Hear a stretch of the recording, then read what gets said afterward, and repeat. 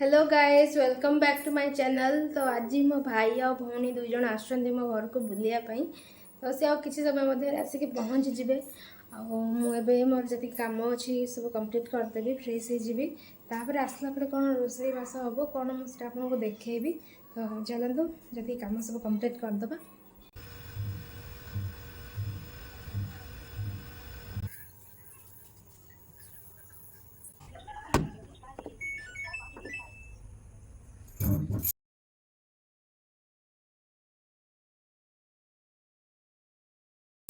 तो मुझे फ्रेश होकर आसी सारे आम रोसई अल्प समय स्टार्ट करवा। तो आज मुझे देखा आम घर गोटे नुआ मेम्बर को।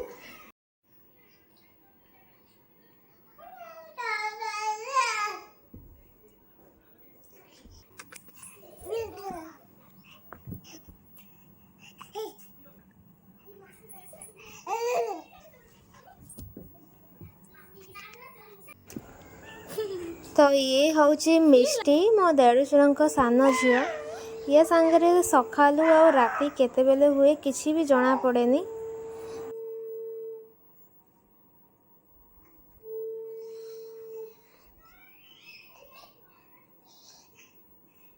तो एबे भाई आ मो भौणी आसिक पहुँचले। मो भौणी आसु आसु ही मिष्टी सांगे पूरा खेलिबारे बिजी। आम भाई फोन रे।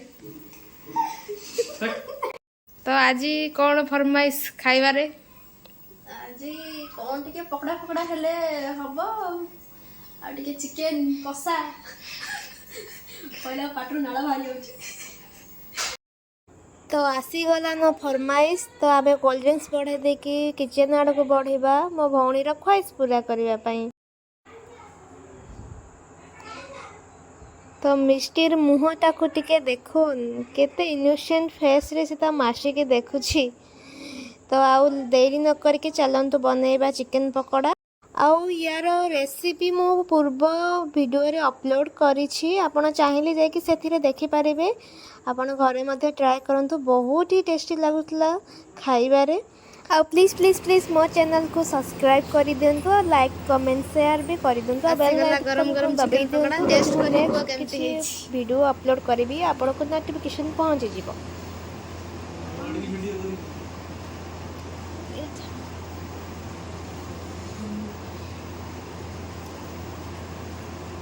केमिति लागुछि?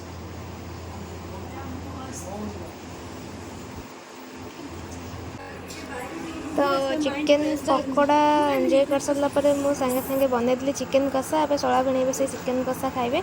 मो भौणी कहला भोक कलानी मु डायरेक्ट लंच करमी। तो लंच मु बनई देछि। तीन जन बसिक लंच करछंती।